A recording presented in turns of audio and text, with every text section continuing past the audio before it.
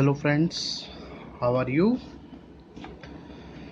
In our last class we started to discuss about the threats to biodiversity or threats of biodiversity, in which we studied that in the nature the elimination and the formation of the different species of organisms is a natural event.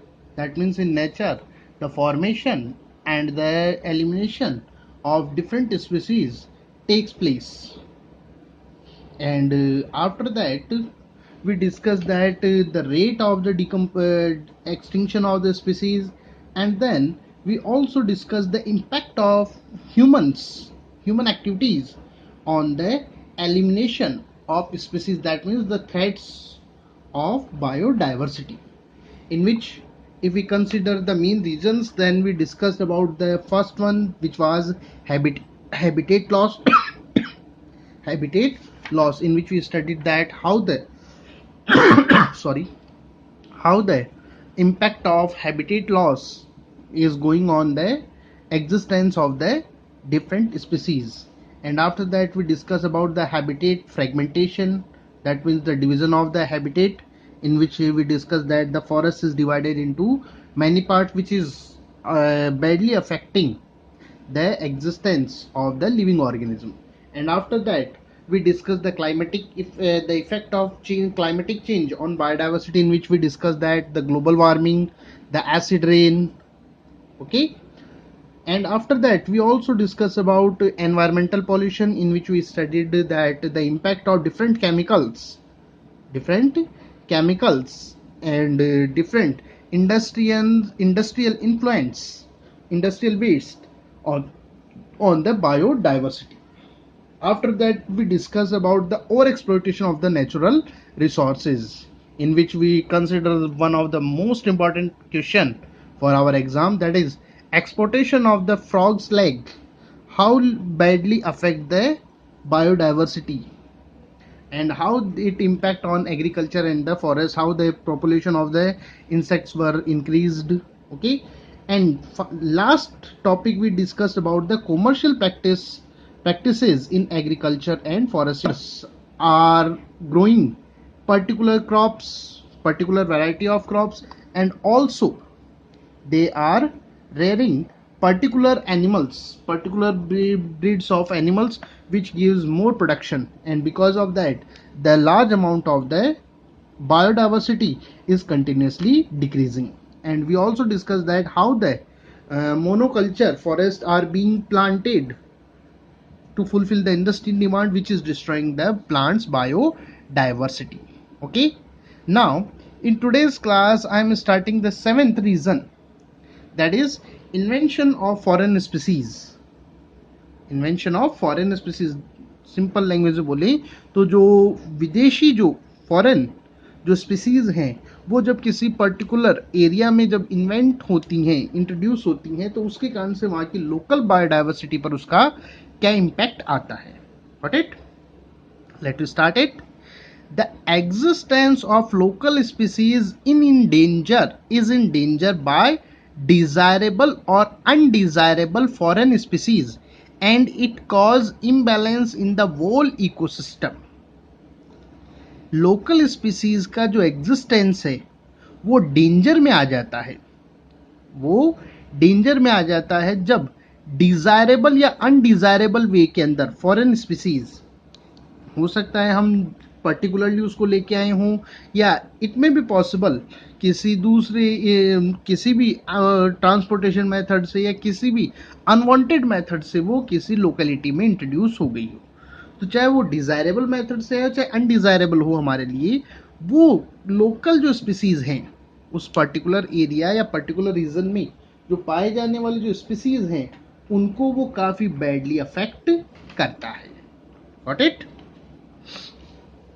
इसके अलावा जो वोल ecosystem है उस particular area का, उस वोल ecosystem पर भी उसका नेगेटिव इम्पैक्ट आता है. For example the lantana and the hyacinths, that is water lily, were imported for beautification. जैसे एग्जाम्पल के तौर पे अपन बात करें तो लैंटाना और जो वाटर लिली है, इन्हें ब्यूटिफिकेशन के लिए इंपोर्ट किया गया था फॉरेन कंट्रीज से, हम इनको इंडिया के अंदर इंट्रोड्यूस किए थे। Britishers had brought lantana to India in 1807 and planted in botanical garden of Calcutta. जो लैंटाना जो प्लांट है, इसे ब्रिटिशर्स ने 1807 के अंदर वो इंडिया में लेके आए थे और इसे बॉटनिकल गार्डन कलकत्ता का जो बॉटनिकल गार्डन है वहां पर इसे इम्प्लांट किया गया था। Now it gradually spread in India and has become a threat for local biodiversity. धीरे धीरे आज के टाइम पर अगर अपन कंसिडर करें तो ये जो लैंटाना जो प्लांट है ये वहां से बॉटनिकल गार्डन ऑफ कैलकाटा से पूरे इंडिया के अंदर स्प्रेड हो गया और आज जो हमारी जो लोकल बायोडाइवर्सिटी है उसके लिए खतरा बन चुका है, थ्रेट बन चुका है। Why? Lantana plant does not allow the growth of other plants near it, क्योंकि ये प्लांट जो है वो अपने पास में किसी दूसरे प्लांट को ग्रोथ नहीं करने देता। ये प्लांट सॉरी फॉर दैट, ये प्लांट अपने पास में किसी दूसरे प्लांट को ग्रो नहीं करने देता and animal do not eat it, और जो एनिमल्स हैं वो भी इसे ईट नहीं करती। तो दैट मीन्स इसका जो नेचुरल जो डिकम्पोजिशन है या नेचुरल इसका जो कंट्रोल जो है वो पॉसिबल नहीं है।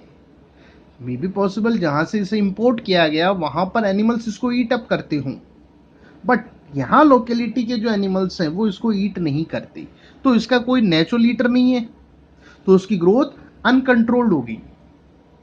Got it?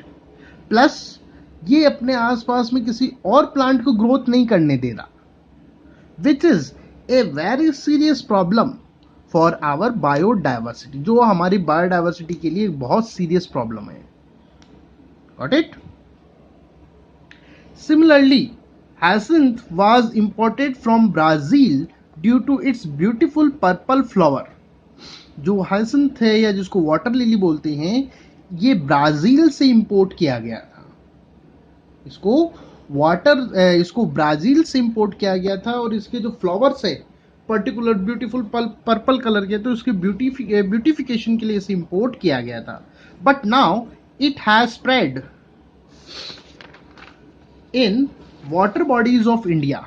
लेकिन आज ये हमारे जो वाटर बॉडीज हैं, रिवर्स है, पॉन्ड्स हैं, उनके अंदर ये फैल चुका है। ऑलमोस्ट जो इंडियन सब कॉन्टिनेंट है उसके सभी वाटर बॉडीज के अंदर इसका स्प्रेडिंग हो चुकी है।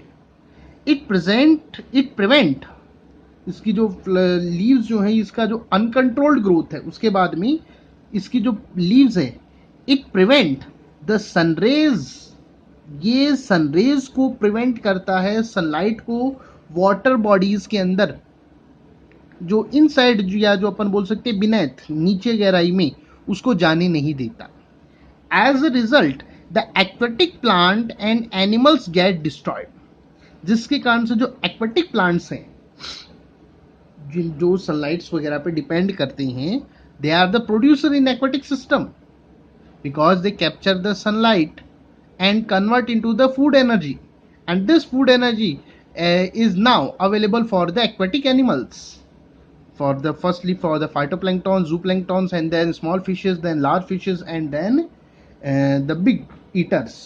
Okay, so if it is preventing the sunlight, then it will be badly affecting the aquatic plants, and if the aquatic plants are badly affecting, then surely this impact will pass on animals also. Okay, ये sunlight raise को prevent करने के कारण से aquatic plants के ऊपर badly effect आता है, और एक्वेटिक प्लांट्स के ऊपर अगर बैडली इफेक्ट आएगा तो जो एनिमल्स, एक्वेटिक एनिमल्स जो उस पे प्लांट्स पे डिपेंडेंट हैं, उन पर भी नेगेटिव इम्पैक्ट आता है। That means they are destroyed, वो डिस्ट्रॉयड हो रही हैं। Okay, clear? तो ये वाटर लिली के कारण जो एक्वेटिक जो लोकल प्लांट्स हैं उस पर इसका नेगेटिव इम्पैक्ट आता है। कांग्रेस ग्रास या जिसको कैरेट ग्रास, गाजर घास बोला जाता है लोकल लैंग्वेज में, पैराथियम come to India along with the imported wheat from the America in 1950s. 1950s के टाइम पर इंडिया जस्ट फ्रीडम के बाद में, जैसे इंडिया फ्रीडम हुआ था 1950s के टाइम में, एक काफ़ी एडवर्स कंडीशन एग्रीकल्चर में हमने फेस की थी। तो उस टाइम पर हमने अमेरिका से जो वीट है, गेहूं जो है, उसको इंपोर्ट किया था। तो उस इंपोर्ट के साथ, उस वीट के साथ अनडिजायरेबल वे के अंदर जो पैराथीनियम जो है दैट इज कांग्रेस ग्रास, वो हमें इंपोर्ट हो गई थी। It is one of the most dangerous weed of the world. ये वर्ल्ड के जितने भी वीड्स हैं, वर्ल्ड के जितने भी वीड्स प्लांट हैं, उन वीड्स प्लांट्स में सबसे ज्यादा खतरनाक है। It is not consumed by animals also. इसको इवन एनिमल्स भी ईट अप नहीं करती। This plant contain various chemicals that cause allergies. क्योंकि इस प्लांट में बहुत सारे केमिकल्स हैं, इट हैज वेरियस केमिकल्स जो कि हमारी बॉडी में एलर्जीज क्रिएट करते हैं। हमारी का मीन्स एनिमल्स की बॉडी में, तो डेफिनेटली एनिमल्स उसको ईट अप नहीं करेंगे। This grass become a threat to our local biodiversity. इसलिए ग्रास जो अब इसको कोई ईट करने वाला नहीं है, तो इसकी स्प्रेडिंग, इसका डिस्ट्रीब्यूशन बहुत तेजी के साथ बढ़ेगा। रिजल्ट, हमारे जो लोकल जो बायोडाइवर्सिटी है, भाई अगर ये फॉरेस्ट के अंदर ग्रो कर रहा है तो ये किसी ना किसी प्लांट की ग्रोथ होने वाले स्पेस को ऑक्यूपाई करेगा। भाई या तो ग्रास उग सकती है या वहां पे कोई प्लांट्स और अदर प्लांट्स ग्रो कर सकते हैं। तो अगर ये ग्रो कर रहा है तो डेफिनेटली जो अदर प्लांट्स हैं जो वहां पर ग्रो करना चाहिए था, उसके ऊपर उसका नेगेटिव इंपैक्ट आएगा। Got it? अगर एक और एग्जांपल अपन कंसिडर करें, some deer were introduced in Andaman and Nicobar island almost 50 years ago without keeping it in the mind that there was no natural consumer of the deers. एक जो India में अपन एक एक्सपेरिमेंट हुआ था, एक्सपेरिमेंट ही बोल सकते हैं इसको, अंडमान निकोबार के अंदर आज से तकरीबन 50 years ago डियर्स को वहां पर इंट्रोड्यूस किया गया था। अंडमान निकोबार आइलैंड पे डियर्स नहीं है, डियर्स नहीं थी, तो वहां पर डियर्स को इंट्रोड्यूस किया गया विदाउट थिंकिंग, ये माइंड में बगैर रखे कि वहां पर उनका कोई भी नेचुरल ईटर या कंज्यूमर नहीं है। क्योंकि डियर्स के जो कंज्यूमर या ईटर्स की अपन बात करें तो जो लार्ज कार्निवोरस एनिमल्स हैं, टाइगर, लॉयन या उसी टाइप में जैकाल वगैरह, या जो वाइल्ड डॉग्स हैं, वो none of them are present in Andaman and Nicobar island. वहां उन आइलैंड पर ऐसे कोई भी इनके नेचुरल कंज्यूमर्स नहीं है। It resulted sharp increase in the population of the dears. तो वहां पर इनके कोई भी नेचुरल ईटर्स ना होने के कारण से इनकी पॉपुलेशन में बहुत शार्प इंक्रीज हुआ। Okay, they consumed the local plant at high rate and then turned toward the agriculture fields. तो जैसे जैसे इनकी पॉपुलेशन बढ़ी, उनका जो कंजप्शन है वो फास्ट हुआ, इसलिए वहाँ के जो फॉरेस्ट के जो लोकल प्लांट्स हैं, वहाँ जो फॉरेस्ट में जो प्लांट्स हैं, उनको उन्होंने पूरी तरह से कंज्यूम कर दिया, उनको उन्होंने कंज्यूम कर दिया। उसके बाद जो वहाँ पर जो लोकल जो फील्ड्स हैं, फार्म हाउसेस जो हैं, एग्रीकल्चर फील्ड जहाँ पर एग्रीकल्चर वर्कआउट किया जाता है, उसकी तरफ वो मूव कर गए। तो रिजल्ट, वहाँ के जो एग्रीकल्चर जो है उस पर भी इसका नेगेटिव इम्पैक्ट आना लगा। Got it? These examples clear that interference in nature are not affects local ecosystem but also disturb social and economical system also. ये जो एग्जाम्पल्स है ये क्लियर कर देते हैं कि नेचर में या जो इकोसिस्टम है उसमें जो हमारा इंटरफेरेंस है, कि हमने एक पर्टिकुलर स्पीसीज को किसी दूसरे पर्टिकुलर एरिया में ट्रांसफर कर दिया without considering the impact of that translocation. एक पर्टिकुलर स्पीसीज को दूसरे एरिया में ट्रांसफर कर दिया बगैर ये सोचे समझे कि उसका क्या इम्पैक्ट होगा। उसके कारण से जो लोकल सिस्टम्स हैं, ना केवल वो अफेक्ट हुए, उसके साथ साथ जो हमारे सोशल और जो इकोनॉमिकल सिस्टम्स हैं, these are also badly affected. वो भी बैडली अफेक्ट हुए, उनके ऊपर भी इसके नेगेटिव इम्पैक्ट्स आए। जैसे अभी अभी अपन ने कंसिडर किया था डियर का एग्जाम्पल, लोकल सिस्टम्स पर यह आया, प्लस एग्रीकल्चर, एग्रीकल्चर के ऊपर उसका नेगेटिव इम्पैक्ट आने से इकोनॉमी पर इफेक्ट पड़ेगा, प्लस वहाँ जो लोकल पीपल हैं उनपे और जो डियर्स हैं उनके बीच में कॉन्फ्लिक्ट्स हुए, उनका शिकार वगैरह किया गया, तो जो हमारे सोशल सिस्टम्स हैं उन पर भी इसका नेगेटिव इम्पैक्ट आता है। Got it. एट्थ है सुपरस्टिशन एंड इग्नोरेंस, अंधविश्वास और इग्नोरेंस, अज्ञानता बोल सकते हैं अपन इसको। Superstitions and ignorance of the people also become a reason of the threat or destruction of biodiversity। हमारे जो सुपरस्टिशंस हैं, अंधविश्वास हैं, या जो हमारे इग्नोरेंस हैं, वो लोगों की, वो भी बायोडाइवर्सिटी के लिए एक खतरा बन जाते हैं या उसके डिस्ट्रक्शन का एक रीजन ये क्रिएट हो जाते हैं।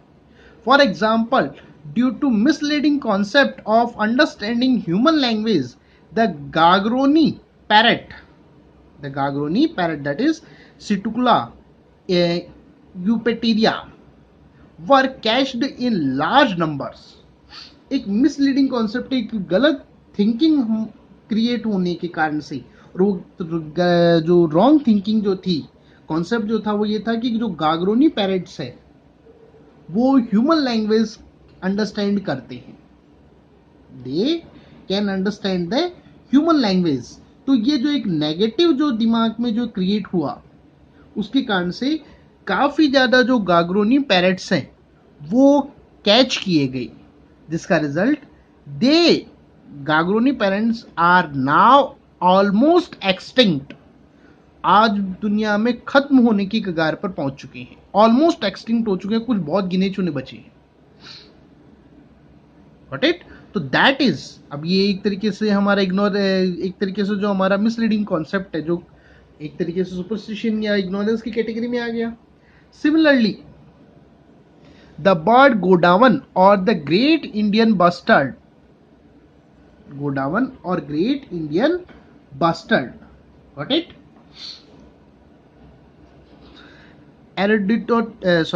आर्डियोटिस निग्रिसेप्स, जो उसका बॉटनिकल नेम है, बायोलॉजिकल नेम है, is being considered as sex enhancer.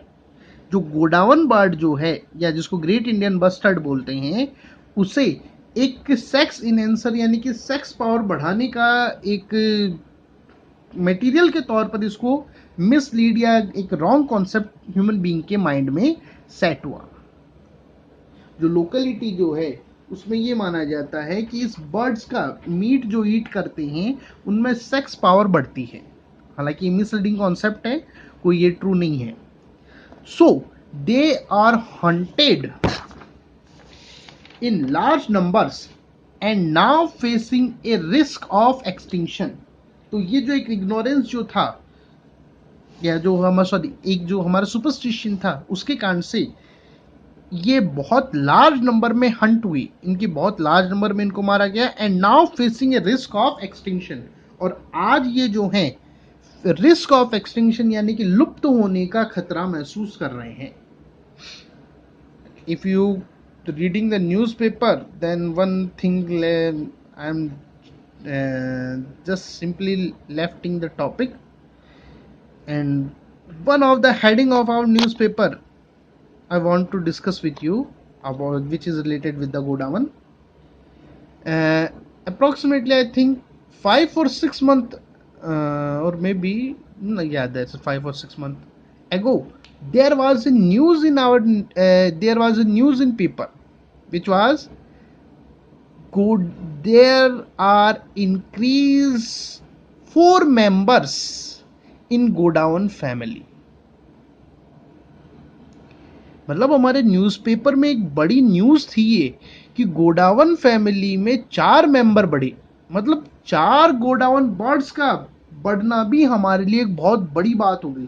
तो you can just imagine by this news that how much destruction is done by us in this Godawan bird, about the Godawan birds।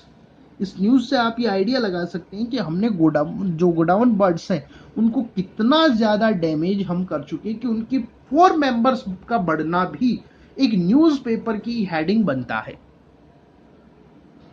Got it?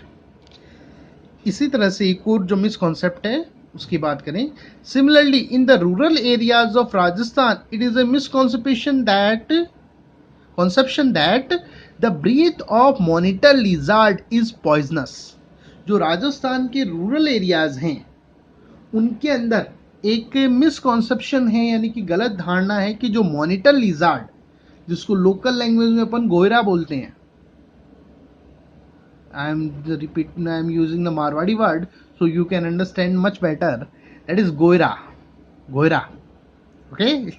Now I think the students of which belongs to the rural areas, I think now you understand that छिपकली से थोड़ा बड़ा होता है कि animal है। इसके लिए मिसकॉन्सेप्ट है कि इसकी जो ब्रीथ होती है वो पॉइजनस है, यानी कि इसकी ब्रीथ के अंदर पॉइजन यहाँ पर क्रिएट होता है।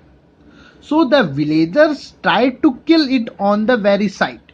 इसीलिए जो विलेजर्स हैं, जो गांव के जो लोग हैं, वो इसे देखते ही मारने की ट्राई करते हैं, जबकि ये है क्या है, that is a just misconception. One thing let me clear you, in the lizard family only few lizards have poison and most of the lizards are non-poisonous, but there is a misconception or misleading concept in our mind that the lizards are poisonous. Yeah, their meat, that means their body protein, sometime when a lizard fall in our food, cooked with our food, then it become a reason of food poison, because the composition of that protein is totally different from the food protein which we are consuming. So because of that, it sometimes becomes a reason of that type of poison nature we can understand, but a lizard can bite a person and that can cause death. It is totally unacceptable because lizards do not have teeth also. Okay, now our last topic of the chapter, that is conservation of biodiversity. In the starting of this before the 2 or 3 days I said that there are 3 important questions which we can consider that they are 4 numbers question, which was importance of biodiversity, we discussed. Second, the threats of biodiversity, we just completed. And now third, that is conservation of biodiversity. Now let we start it.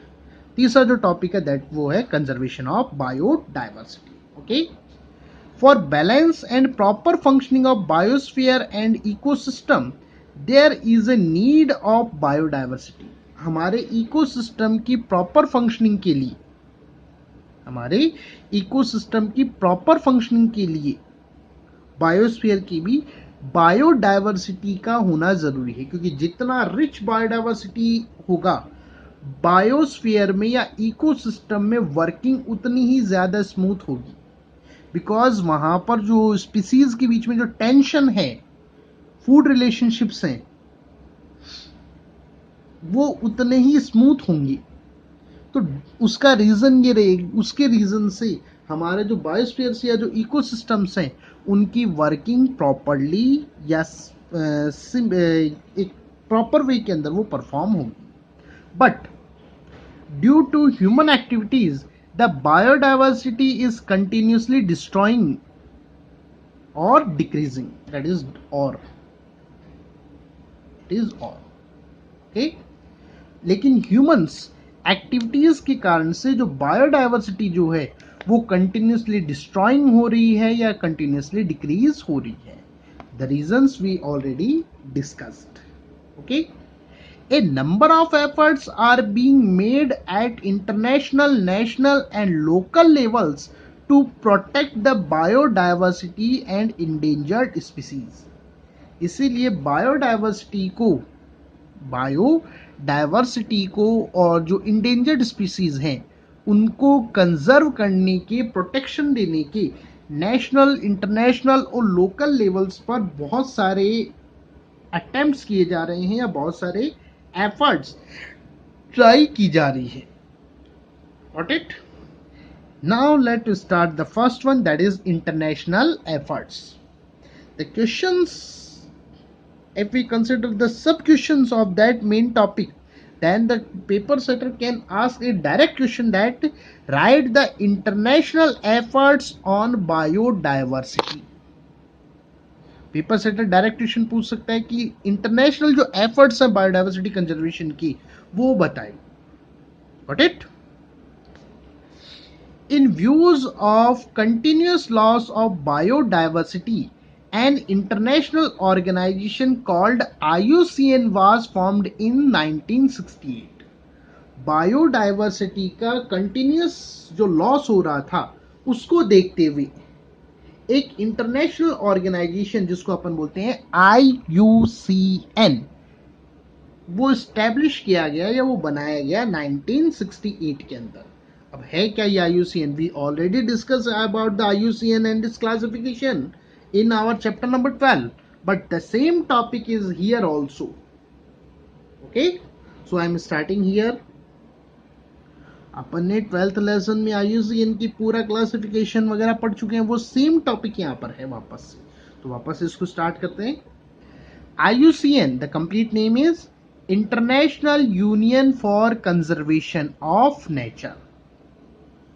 I, international, U, unions, C, conservation and nature.